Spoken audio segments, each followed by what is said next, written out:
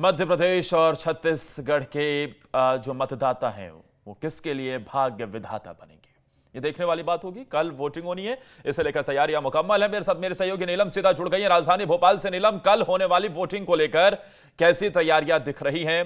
हालांकि आप भोपाल में मौजूद हैं, लेकिन मध्य प्रदेश के अलग अलग जिलों में 6 लोकसभा सीटों पर वोटिंग होने जा रही है।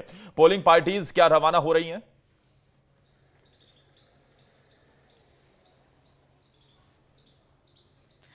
जी बिल्कुल, देखिए पहले चरण के तहत मध्य प्रदेश की 6 सीटों पर जो है वोटिंग होने जा रही है, जिसके लिए निर्वाचन आयोग की तरफ से पूरी तैयारियां कर ली गई है।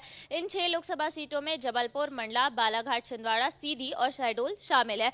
यहाँ पे जितने भी कर्मचारी मतदान ड्यूटी में लगेंगे, उनकी ट्रेनिंग पहले ही पूरी हो चुकी थी और आज सुबह से ही जो है अलग अलग लोकसभा क्षेत्रों के लिए के जो मतदान कर्मी हैं वो सामग्री लेकर के रवाना होना उनका शुरू हो चुका है। सुबह से ही जो है सभी मतदान कर्मी क्षेत्रों में पहुंच चुके थे। अलग अलग विधानसभाओं में जहां उनकी ड्यूटी लगनी है, सामग्री लेकर के लिए दल का रवाना होना भी शुरू हो गया है। इसमें ईवीएम मशीन के साथ वीवीपैट मशीन, इसके अलावा जो मतदाता सूची होती है और जो बैलेट पेपर से भी वोटिंग की गई थी उनका भी जो एक बॉक्स होता है, और सुरक्षा के लिहाज से भी जो है खास इंतजाम किए गए हैं। मतदाता जो कर्मी हैं वो जब अपने क्षेत्र में पहुंचेंगे जहां पर उनकी ड्यूटी लगाई गई है, तो बस की जो निगरानी है वो जीपीएस के जरिए की जाएगी। बसों में सीसीटीवी लगाए गए हैं। सुरक्षा के लिहाज से पुलिस कर्मियों की तैनाती भी की गई है। अगर हम देखें तो बालाघाट लोकसभा क्षेत्र में कुछ 3 विधानसभाएं ऐसी हैं जो कि नक्सल प्रभावित मानी जाती है। यहाँ पर पुलिस का जो है खासा ध्यान रहेगा। यहाँ पर जो है सीसीटीवी से निगरानी भी की जाएगी, वोटिंग की जो है वीडियोग्राफी भी की जाएगी और सुरक्षा बलों की तैनाती भी जो है की गई है। बैहर, परसवाड़ा और लांजी, ये 3 विधानसभाएं ऐसी है जहां पर कल सुबह 7 बजे से वोटिंग शुरू होगी और शाम को 4 बजे तक ही जो है यहाँ पर वोट डाले जाएंगे। इनके अलावा जो और दूसरी तमाम लोकसभा क्षेत्रों की विधानसभाएं हैं, यहाँ पर सुबह 7 बजे से वोटिंग होगी और शाम 5 बजे तक जो है मतदान चलेगा।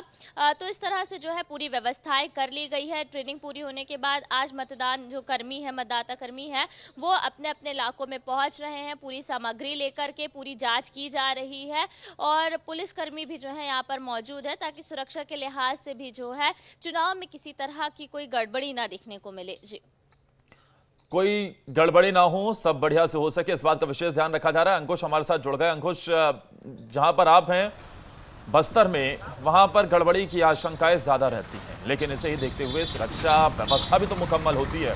निर्वाचन आयोग की पूरी तैयारी दिखती है।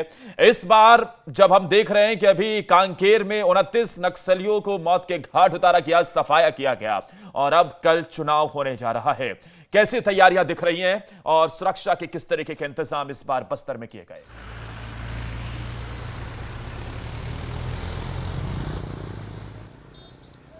देखिए आदर्श, छत्तीसगढ़ में एकमात्र सीट है बस्तर जहां पर पहले चरण में मतदान होने जा रहा है और मतदान को लेकर तमाम तैयारियां जो हैं वो मुकम्मल कर ली गई हैं। चूँकि बस्तर लोकसभा सीट की अगर बात करें तो पूरी लोकसभा सीट नक्सल प्रभावित है। ऐसे में नक्सलियों का जो काम है वो होता है चुनाव का बहिष्कार करना है, चुनाव को प्रभावित करना।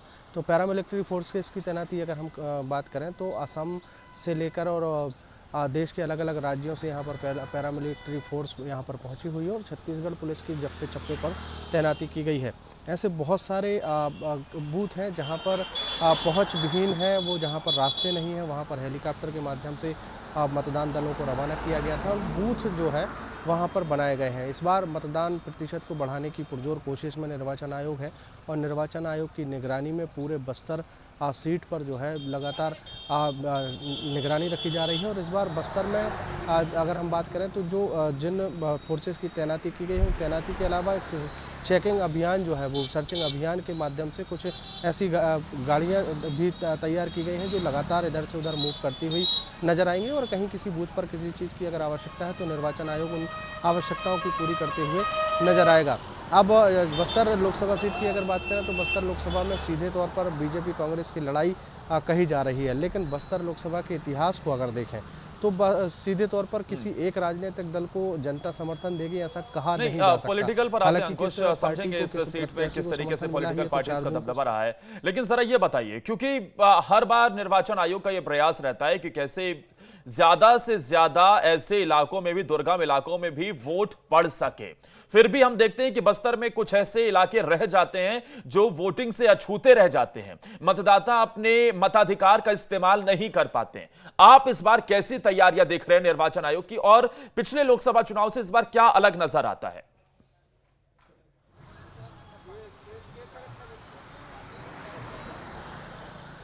देखिए, जब भी चुनाव हुए हैं तो बस्तर में लगातार निर्वाचन आयोग की कोशिश रही है कि वोटिंग परसेंट बढ़ाया जाए, और उसके लिए वोटिंग परसेंट कैसे बढ़ सकता है उसके लिए लगातार जतन किए जा रहे थे। हमने देखा है कि पिछले विधानसभा और पिछले लोकसभा चुनाव से कि कुछ ऐसे बूथ थे जहां पर कभी मतदान दल पहुंच ही नहीं पाया। वहां पर क्यों नहीं पहुंच पाया, इस बात की समीक्षा की गई, और समीक्षा के बाद ये पाया गया कि कई ऐसी जगह हैं जहां पर लोग निवास करते हैं, ग्रामीण इलाके तो हैं, लेकिन पहुंचने के लिए रास्ते वहां पर नहीं है। ऐसे में कोशिश ये की गई कि कुछ एक ऐसी जगह जहां पर हेलीकॉप्टर के माध्यम से पहुंचा जा सकता है, या फिर कुछ ऐसी जगह कि हेलीकॉप्टर किसी पर्टिकुलर स्थान पर उतार कर उसके आसपास के जो ग्रामीण इलाके हैं वहाँ पर मतदान दल पैदल भी गया है। तो वोटिंग परसेंट यहाँ पर साल दर साल बढ़ता हुआ दिखाई दिया है। और इस बार बहुत सारे बूथ ऐसे हैं, बहुत सारे ग्रामीण इलाके ऐसे हैं जहाँ पर पहली बार मतदान होगा। आज़ादी के बाद से अब तक जहाँ पर मतदान नहीं हुआ वहाँ पर भी बूथ लगाने की कोशिश निर्वाचन आयोग की गई है। हम देख रहे हैं पिछले 2-3 दिनों से हेलीकॉप्टर के माध्यम से बस्तर लोकसभा के अलग अलग ग्रामीण इलाकों में, अलग अलग पहाड़ी क्षेत्रों में, अलग अलग जंगली इलाकों में हेलीकॉप्टर के माध्यम से मतदान दल रवाना कराए गए हैं। बाकी मैदानी इलाकों की अगर हम बात करें तो मैदानी इलाके को भी पूरी तरीके से फोर्स ने अपने घेरे में लिया हुआ है, और वहाँ पर कोशिश है कि शांतिपूर्ण मतदान हो। गांव-गांव ये अलख जगाने की कोशिश की गई है कि आप मतदान करिए, आप अपने वोट का अधिकार पहचानिए। अगर आप वोट करते हैं तो वो आपको विकास की तरफ ले जाता हुआ दिखाई देता है। और यही कारण है कि इस बार पिछली बार की तुलना में इस बार मतदान प्रतिशत बढ़ाने की कोशिश में निर्वाचन आयोग है। अब धीरे धीरे लोग जागरूक हो रहे हैं, और ऐसी जगहों पर भी मतदान शुरू हुआ है जहां पर आज़ादी के बाद से कभी मतदान हुआ ही नहीं। अगर हम बात करें जैसे दंतेवाड़ा जिले की ही अगर हम बात कर लें तो डीआरजी में ऐसे बहुत सारे जवान भर्ती किए गए हैं जो कभी नक्सली हुआ करते थे, उन्होंने कभी मतदान किया ही नहीं है। ये वही जवान है जो कभी मतदान का विरोध किया करते थे, और इस बार उन्होंने खुद पहली बार मतदान किया। और मतदान करने बहुत के अच्छी बाद लगती है लोकतंत्र के इस महापर्व समझ में आया कि में वोट वोटर्स कितना कैसे भागीदारी महत्वपूर्ण निभाते हैं। जब ऐसी तस्वीरें होती है निकलकर इस वोट सामने में, आती है ना अंकुश, तो वाकई निर्वाचन आयोग के साथ साथ हम लोग भी जिस तरीके से पहुंचते हैं, हम देखते हैं कि कई बार ऐसा होता है कि सालों से लोग इंतजार करते हैं कि कब भाई वो अपने वोटिंग राइट का इस्तेमाल कर पाएंगे, और जब लोकतंत्र में होता हुआ नजर आता है तो ये दिखाता है कि लोकतंत्र किस तरीके से मजबूत हो रहा है। लेकिन नीलम, अगर बात की जाए मध्य प्रदेश में नक्सली सिर उठा तो नहीं पा रहे, लेकिन कुछ इलाके अभी भी ऐसे हैं जहां फड़फड़ाते जरूर हैं। कौन से वो संवेदनशील इलाके हैं जहां थोड़ी बहुत चुनौती जरूर रहती है election free and fair conduct करवाने की?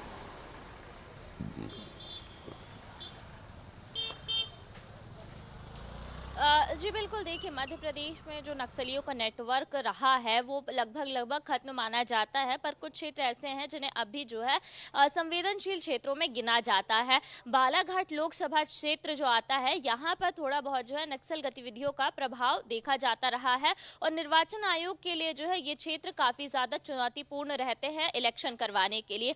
बालाघाट लोकसभा के तहत 3 सीटें आती हैं विधानसभा की, लांजी, बैयर और परसवाड़ा। इन तीनों विधानसभा क्षेत्रों में को जो है संवेदनशील माना जाता है। नक्सल गतिविधियों का जो है यहाँ पर अक्सर जो है एक्टिविटीज देखने को मिलती है। इस बात को ध्यान में रखते हुए यहाँ पर जो है वोटिंग समय से पहले ही खत्म कर दी जाती है। शाम को 4 बजे ही यहाँ पर मतदान डालना बंद हो जाते हैं। इसके साथ ही साथ इन तमाम विधानसभा क्षेत्रों में जो केंद्र बनाए जाते हैं वहां पर सुरक्षा बलों की तैनाती की जाती है। कैमरे से लैस जो है पूरा केंद्र होता है। सीसीटीवी के जरिए जो है मुख्य जो कंट्रोल रूम है वहां पे निगरानी की जाती है। इसके साथ ही साथ यहाँ पर जैसे कि अंकुश बता रहे थे कि बस्तर में भी हेलीकॉप्टर सुविधा रखी गई है।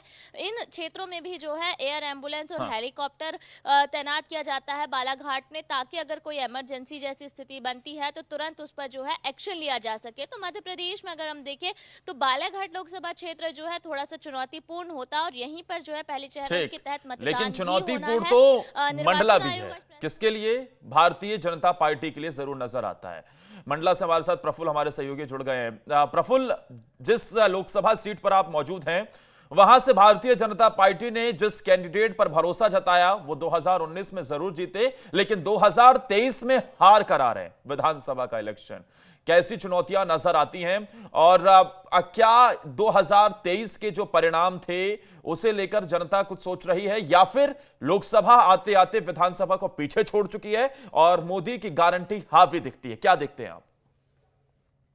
देखिए, मैं आपको बता दूं कि मैं निवास विधानसभा से केंद्रीय मंत्री फग्गन कोलस्ते को हार का सामना करना पड़ा था, जिसके बाद से जो ओमकार मरकाम है, जो कांग्रेस के प्रत्याशी हैं, वो उनको काफी टक्कर दे रहे हैं और मोदी की गारंटी में जनता विश्वास तो कर रही है, लेकिन जो इनके कार्यकाल रहा है, इतने वर्षों का जो कार्यकाल रहा है, उसके बाद से जनता इनके ऊपर पूरी तरह से भरोसा नहीं कर रही है। और यदि बात करें यदि मंडला लोकसभा की, तो इस बार काफी कांटे की टक्कर यहाँ देखने को मिल रही है।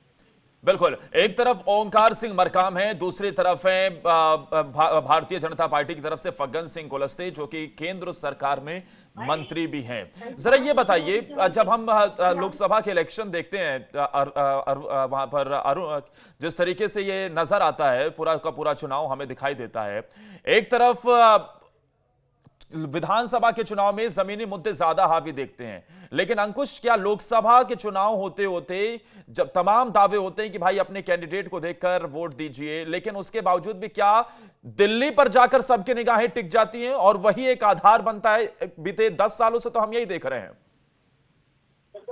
जी, मैं आपको बता दूं कि जो मंडला लोकसभा सीट है, इसमें प्रफुल्ल, मैं आता हूं अंकुश से सवाल था। बाकी अलग अलग क्षेत्रों की अगर हम बात करें या फिर केवल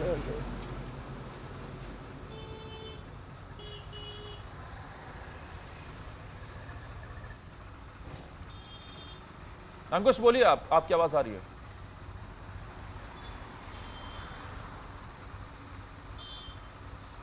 देखिए आदर्श, जिस तरीके से आपने सवाल किया, तो देश की अलग अलग लोकसभा सीटों पर अलग अलग कारण रहते हैं और अलग अलग मुद्दे होते हैं। छत्तीसगढ़ की 11 लोकसभा सीटों की अगर बात करें तो 10 लोकसभा सीटों पर देश के मुद्दे पर बात होती है, देश के विषयों पर चर्चा होती है। लेकिन छत्तीसगढ़ की जो बस्तर लोकसभा सीट है, वो एकमात्र ऐसी सीट है जहाँ पर लोकल के मुद्दे हावी होते हैं।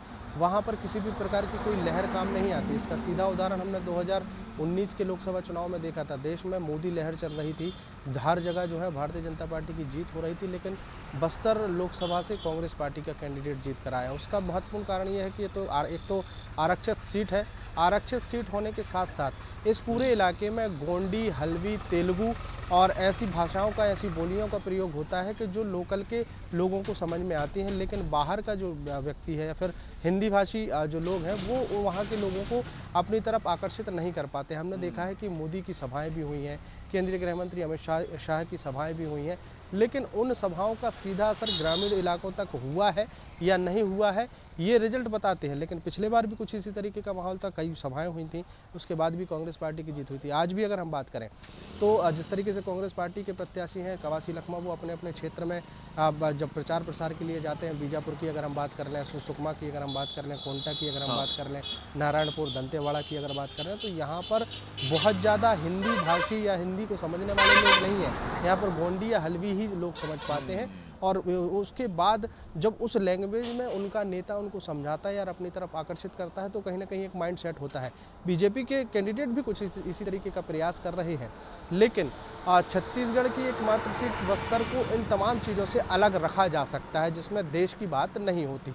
अब अगर बाकी लोकसभा सीटों की अगर बात करें तो बाकी ज़्यादातर इलाकों में हिंदी बोली जाती है, हिंदी में ही बातचीत की जाती है। अगर हम बात करें राजनांदगांव लोकसभा सीट जो है वो महाराष्ट्र से लगी हुई है। बाकी अगर कांकेर लोकसभा सीट की ही अगर हम बात कर रहे हैं तो कांकेर लोकसभा, सही बात है, लेकिन इस और राजनीतिक दलों को किसी का कुछ खास रुझान देखने को भी नहीं मिला। हम देखते हैं कि जब नेताजी तमिलनाडु या फिर केरल, कर्नाटक जाते हैं तो वहां पर अपने साथ एक ट्रांसलेटर जरूर रखे हुए होते हैं, लेकिन जब छत्तीसगढ़ में बात आती है तो बस्तर में भी पहुंचते हैं तो ऐसा लगता है कि जैसे यहाँ हर कोई हिंदी भाषी बोलने वाला है और किसी प्रकार के ट्रांसलेटर की जरूरत नहीं होती। लेकिन जो अंकुश आप बता रहे हैं वही ग्राउंड रियलिटी है कि अभी भी लोग, क्योंकि लैंग्वेज कनेक्टिविटी की वजह से लोग समझ नहीं पाते हैं। शुक्रिया आप तीनों का हमारे साथ जुड़ने के लिए, बहुत बहुत जानकारी देने के लिए।